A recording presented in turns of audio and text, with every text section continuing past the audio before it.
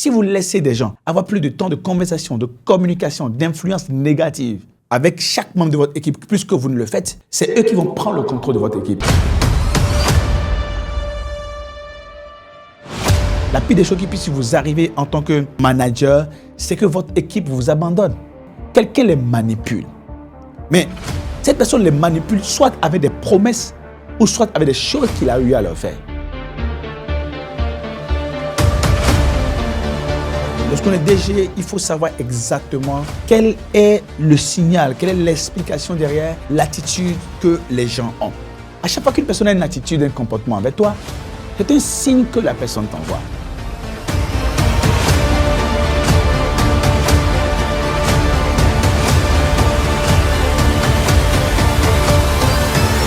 Personne ne peut manipuler votre équipe plus que vous.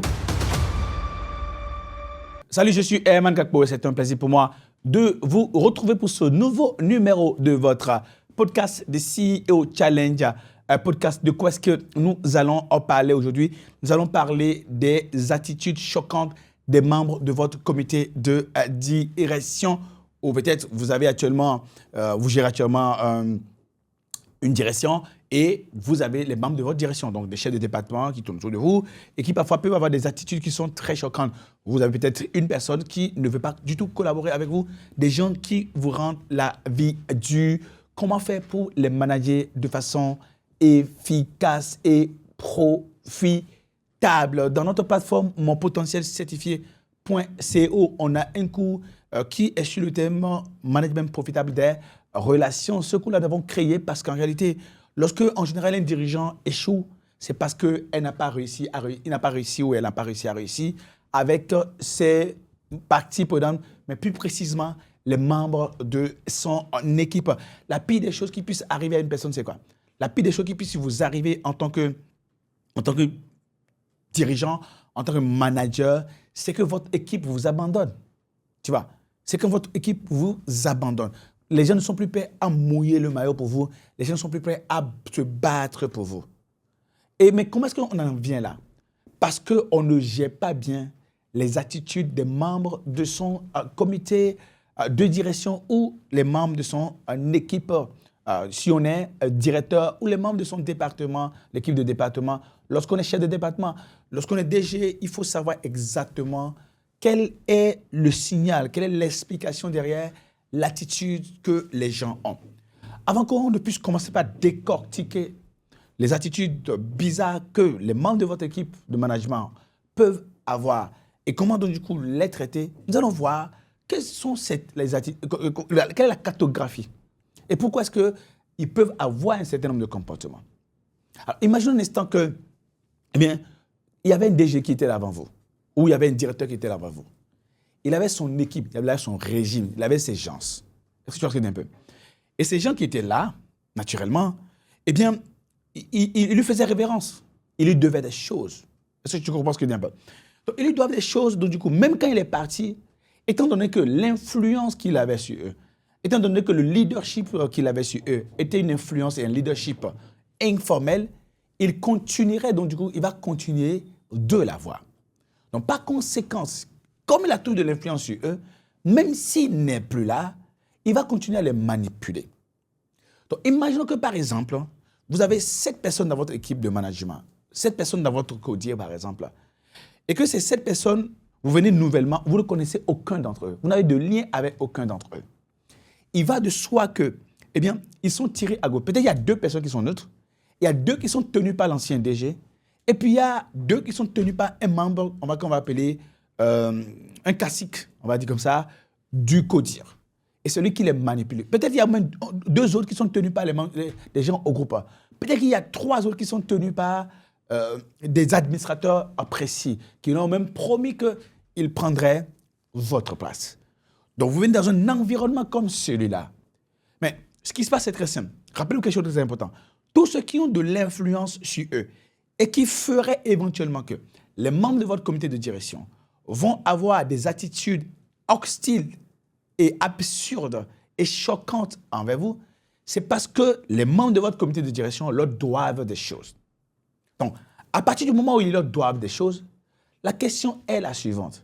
Envers qui seront-ils plus redevable.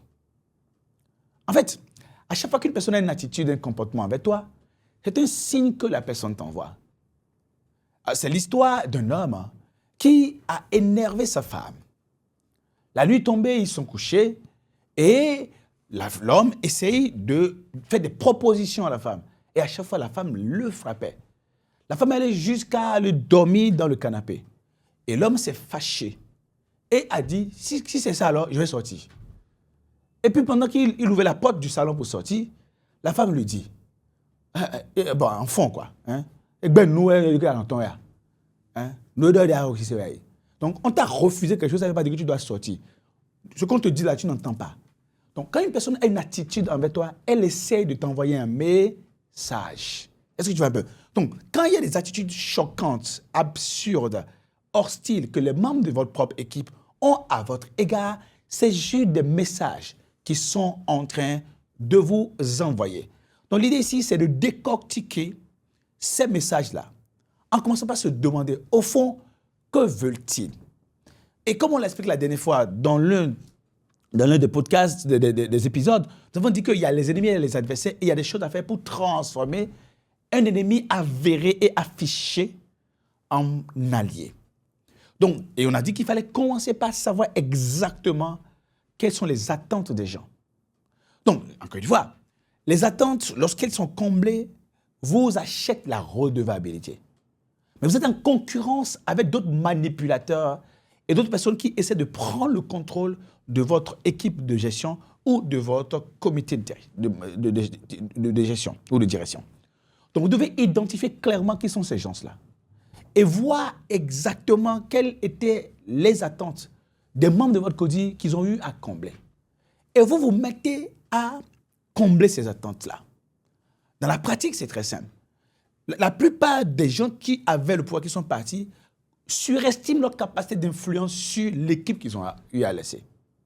Alors qu'en réalité, quand les gens tiennent à leur survie politique, quand les gens tiennent à leur carrière, il ne faut pas révérence à une personne qui est partie. Ils font révérence à celui qui est là actuellement et qui peut arranger leur vie.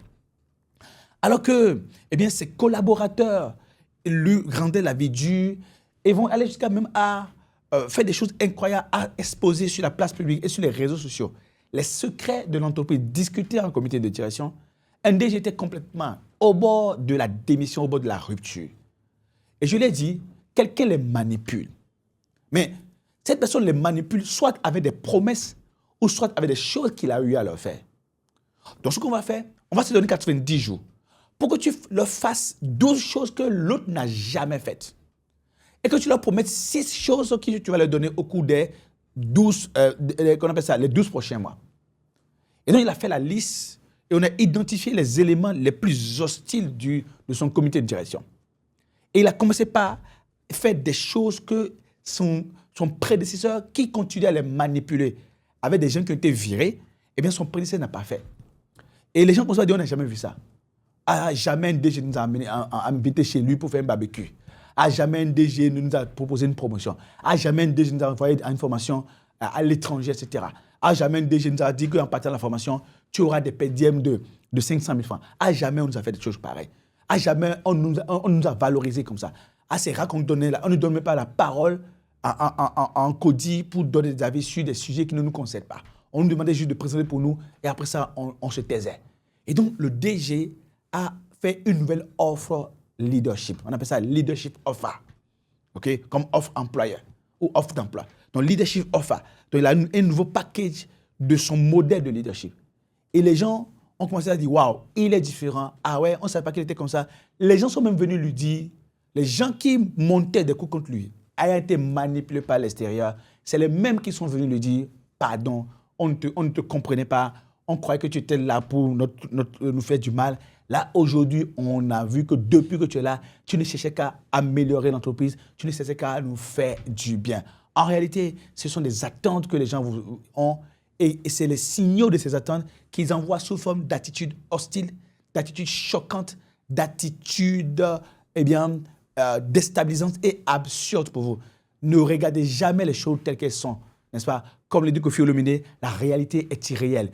L'affichage des choses n'est pas la vraie. il y a une cause sous-jacente, il y a une attente sous-jacente, il y a un besoin sous-jacent. Et quand on traite la cause sous-jacente, l'attente sous-jacente, le besoin sous-jacent, on redevient la personne avec qui les gens se sentent redevables. Et à partir du moment où les gens se sentent redevables avec vous, ils vont faire gaffe parce qu'ils vont dire, je ferai ça à tout le monde, sauf à lui. Non, je ne vais pas me permettre de le faire. Pourquoi? À cause de ces choses que vous leur avez fait de bien et de contributrice, on va dire comme ça.